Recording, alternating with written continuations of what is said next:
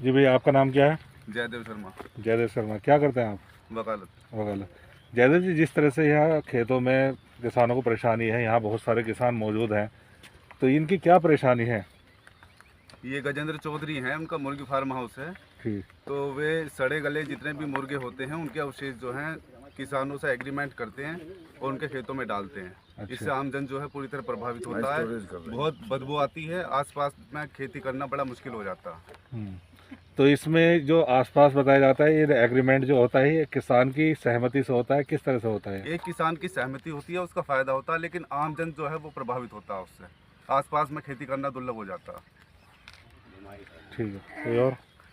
नरेंद्र देव शर्मा। जी नरेंद्र जी, क्या करते हैं आप? मैं किसान हूँ। किसान है। यहाँ पे जो किसानों की समस्या है वो क्या है, वो उसके बारे में थोड़ा बताएं। भैया, पहली बात तो यूँ कि यहाँ हमारा काम करना मौत है बदबू की वजह से। पहले तो कुछ कमाती थी वहाँ से, अब यहाँ सिर पे ही आ गया। अगर खेत पे रोटी भी आवे तो हम खा नहीं सकते। अगर थक के हम लेट जाएं तो हमें मक्खियाँ नहीं सोने देती। यहाँ हम भर के सांस नहीं ले सकते, क्योंकि खेत में भाई ईंख बोई है तो खोद देंगे और फावड़ा चलाएंगे तो फिर सांस भी चढ़ेगा आदमी को। सांस लेंगे तो बदबू आएगी, तो कहाँ से सांस ले लेंगे हम?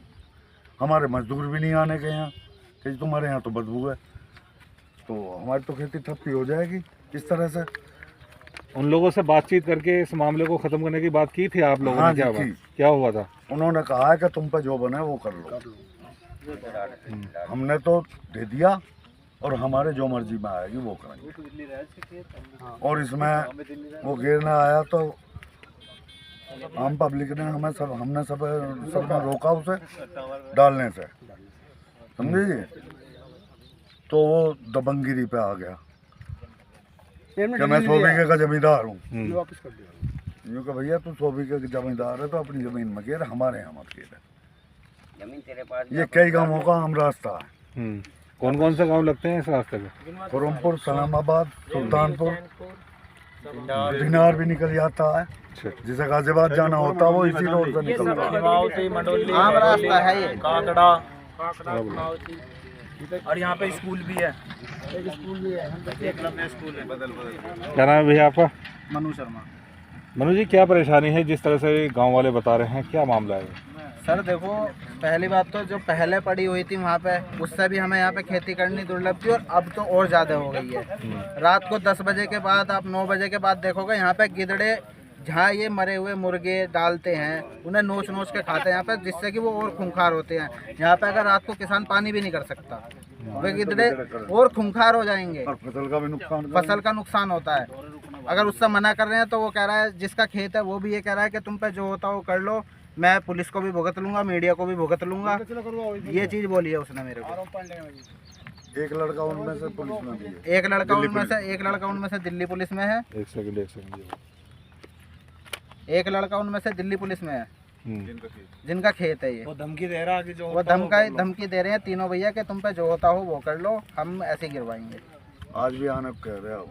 ठीक है। कौन, कहाँ पोस्टिंग है उसके, जो पुलिस में है जो धमकी दे रहे हैं? दिल्ली में ही है। दिल्ली में ही है। ठीक। वीरेंद्र जी, जिस तरह से यहाँ किसानों की परेशानी है उसको किस नज़र से देख रहे हैं आप? बहुत गलत है। ये बहुत गलत है। इससे जो बीमारी फैलने का बहुत बड़ा खतरा है। ये जब परेशानी शुरुआत हुई तो लोगों को परेशानी हुई, काफ़ी लोगों से बातचीत हुई, तो उन लोगों से बातचीत की गई जो डालने वाले हैं और डलवाने वाले हैं।